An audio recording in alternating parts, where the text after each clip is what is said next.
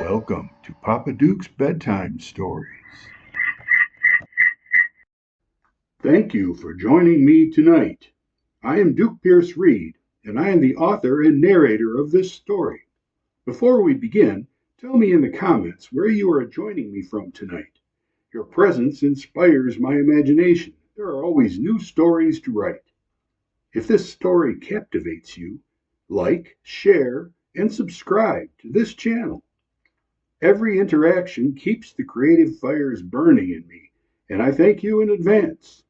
Now, let this tale unfold. Episode 6, Bedlam, a Wychwood Ghost Story. 1895, Bedlam. Emily had learned to obey the rules. Two skycoats in pale blue jackets escorted her through the Bedlam's grand foyer, a room of deceptive grace. Visitors called it the Great Room. Rich carpets, upholstered settees, silver figurines gleaming on sideboards, and porcelain dishes brimming with sugared fruits and almonds. Newspapers lay unfolded as if someone had just been reading. Every inch was designed to soothe the sensibilities of donors and dignitaries. To the residents, it was theater. The moment a patient so much as touched one of the displayed trinkets, the skycoats would descend.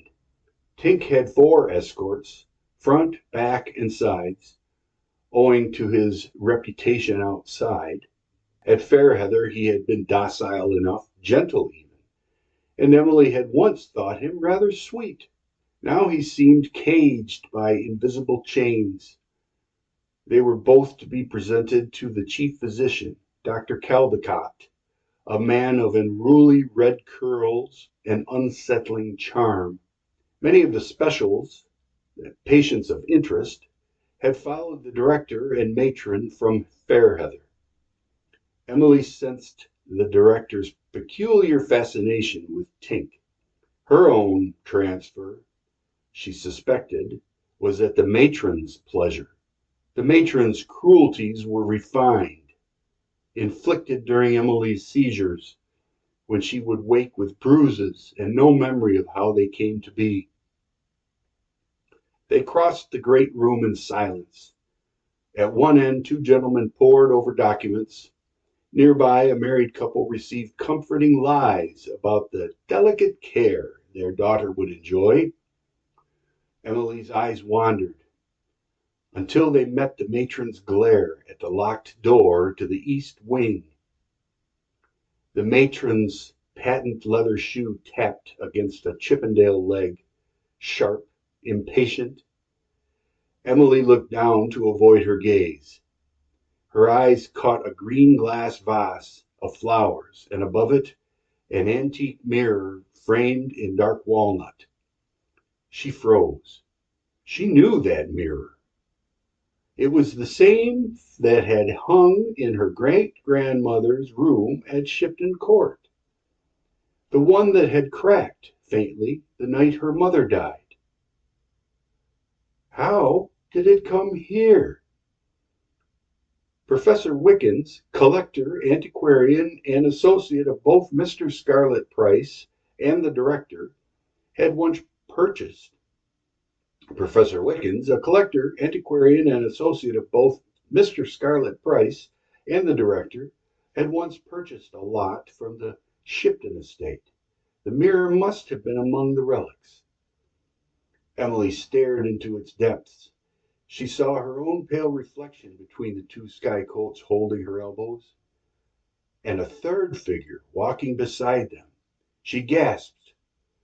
The figure's face was the thing that had haunted her for years, the Wraith, the Shipton curse given form.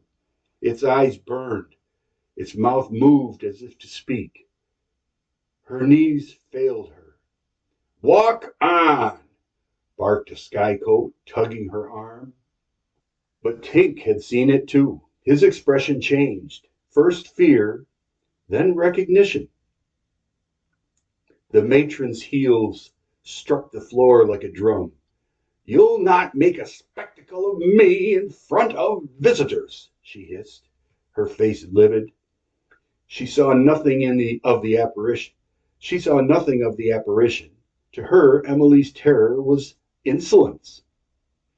The Wraith's reflection twisted, blackened, then erupted from the glass in a plume of smoke. It enveloped the matron's head, just for a moment, before vanishing. When her face cleared, her eyes were changed, dark, depthless, and cold. "Where are my beads?" she whispered. Her lips curled in confusion or memory. The door opened. Dr. Caldecott stood there with a pleasant smile that hid ill intent. "Ah, our new arrivals," he said. "I have been most eager to meet you." He looked at Tink. "You, sir, have an interesting chart. I have been looking forward to our conversations. First, I shall interview, he looked down at his file. Miss Shipton, is it?" The matron sneered. "Lady Emily," she corrected softly, her eyes still locked on the girl. The matron sneered. "Lady Emily," she corrected softly, her eyes still locked on the girl. "Well," said Caldecott, consulting his file, "titles make little difference here." He motioned toward a passage so narrow it seemed to hold its breath. "In here, if you please." They were led down a narrow corridor and through another locked door into a small chamber with seating arranged in a semicircle, the kind of wooden chairs which made no one comfortable. Tink was forced into the center seat. The sky coats surrounded him. As Emily was ushered into the adjoining study, she glanced back. The matron was staring directly at Tink, her lips moving soundlessly. The door shut, the latch clicked. 1836, Shipton Court. It began, as these things often do, with a death postponed by politics. The inquest into the curious demise of Mr. Twitch had at last been scheduled before the King's coroner, one Honorable Mr. Pye, until the King himself died. "Long live the Queen," murmured the papers, as if the words could stop the rot. With Victoria's accession, Mr. Pye could no longer sit in his own court until after the coronation, a year hence. Before that delay could stir too much speculation, Wakefield's young associate, one Mr. Scarlet Price, all angles and ambition with a fresh practicing solicitor's certificate, paid the coroner a private visit. Soon, a public notice appeared. "In the matter of the unfortunate death of Mr. Twitch, the verdict shall be death by misadventure. Case closed." Rumors, however, have a life of their own. Some in the village whispered that Sir John had done the deed himself. Wakefield knew the danger in such talk and worked swiftly to smother it. Yet he did not deny it outright. Instead, he whispered assurances to his master, feeding Sir John's fear of the gallows and keeping him pliant with brandy and false accounts. Scarlet Price assured him there was time enough for their plans. Sir John, increasingly drunk and despairing, became like wax beneath Wakefield's thumb. It was during this uneasy peace that Lady Jane's 80th birthday approached. The dowager, once the same imperious woman who, on horseback, had looked into an ancient grave and found disappointment instead of reverence, had never married, never forgiven her losses. The grand fete of her jubilee had been months in preparation. Parliament had granted a special fair license. Tents would cover the lawns, games and ices for the villagers, and a formal dinner the night before. Wakefield oversaw the arrangements with his usual sinister efficiency. Scarlet Price handled the contracts. Cook planned an ambitious menu. A sous chef came from Oddington House, a pastry man from the Earl of Oxford's kitchens. By candlelight that evening, the long table glittered with silver and crystal. Emily, the youngest, sat at the far end, flanked by her sisters. She had never known her mother, dead in Emily's birth, and the eldest girls, solemn and watchful, stood in her place. Sir John rose reluctantly to greet his guests, viscounts, cousins, barons, all while ignoring most of his own kin. The dowager presided at the head like a carved idol, her smile fixed, her eyes sharp. When Emily, proud and trembling, crossed the room to present her needlepoint gift, the dowager accepted it with a smile which suggested enthusiasm to be a form of moral weakness. Dinner began. The soup was thin, polite, designed for conversation. Talk fluttered around the table like moths around a flame.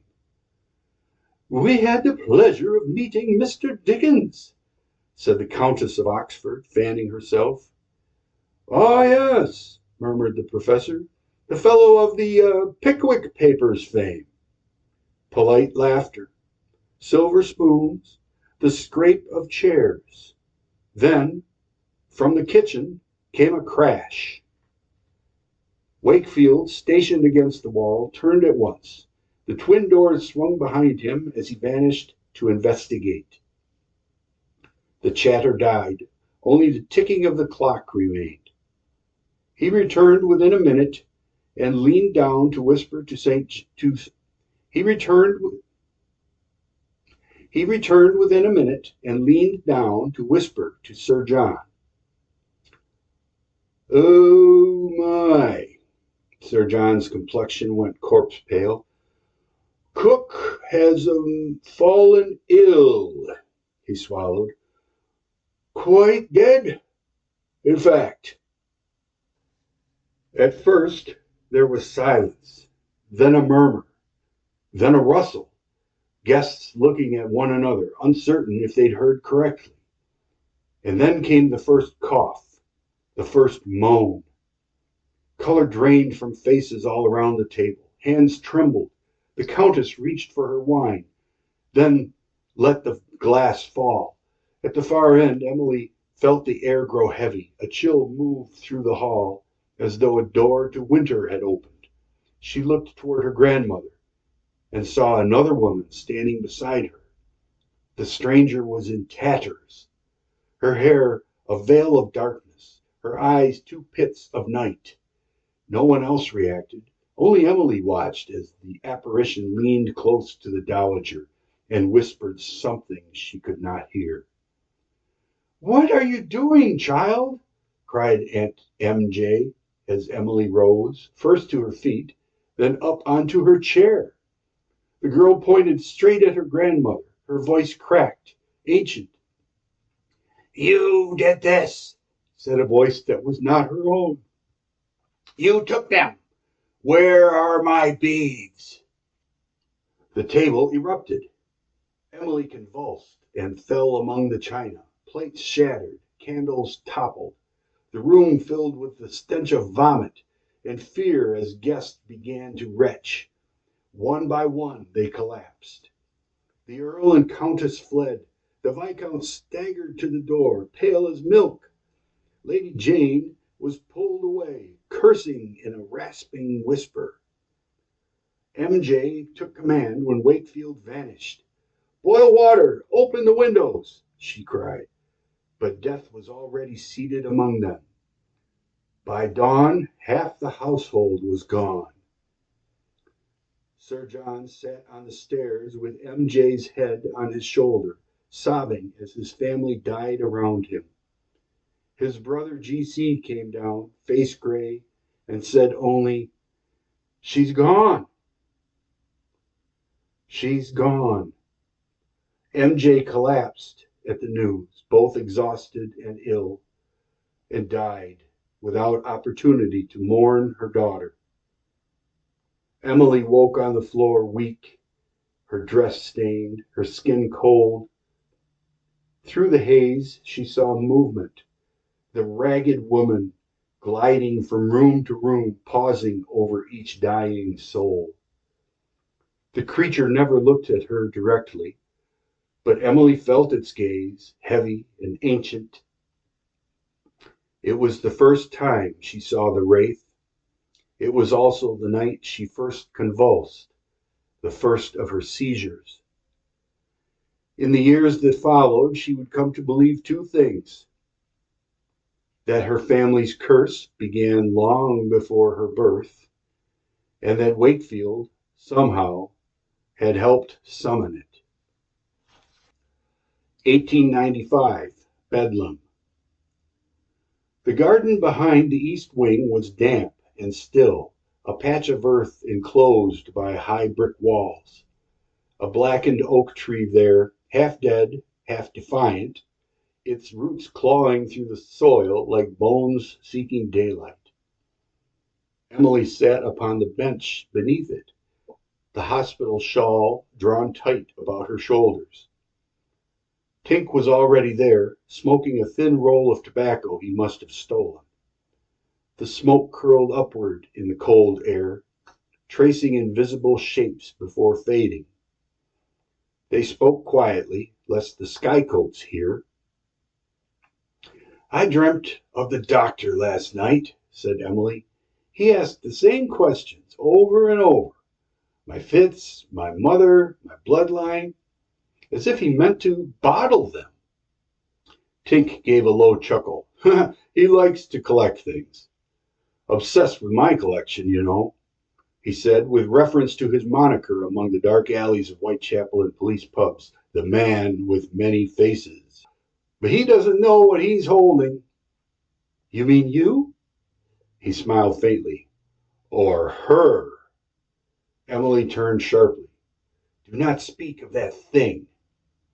Tink's gaze remained on the smoke rising between them. "She's not a thing. She is old, and she is tired. She has worn 100 names, but none that suit her anymore." Emily shivered. "You speak as if you know her." "I have seen her before," he said, "in other places, under other moons. Always the same eyes. She seeks what was stolen, something small, perhaps forgotten, but she will not rest." Emily looked up into the tangled branches above. "You think she was once human?" "Priestess," he murmured. "Before iron, before prayer turned to law. Your people unearthed her tomb and took what she guarded. You carry her grief in your blood." "That is absurd." But even as she said it, her voice trembled. "How could you possibly know such things?" Tink shrugged. "She told me, or perhaps I simply heard. The line between the two is thin when one listens closely." Emily rose to her feet. "Then tell her she has tormented the wrong soul. I never took anything from her." He looked up at her, her eyes steady. "No, but you are of those who did." She sank back to the bench. "You believe she means to harm me?" He studied the ember at the tip of his cigarette until it died. "She means to teach you, but her lessons are cruel." Emily's hands trembled. "All my life I have seen her in mirrors, in corners, in dreams. I thought it was the madness that runs in my family, that it was only me." "It is you," he said softly, "but not only you." Silence settled between them. The tree creaked in the wind like an old hinge. At last she whispered, "Will you help me?" Tink crushed the last of the cigarette beneath his heel. "I already am, but it may not be the help you wish for." She turned to him. "What do you mean?" He gave her a look that was almost tender.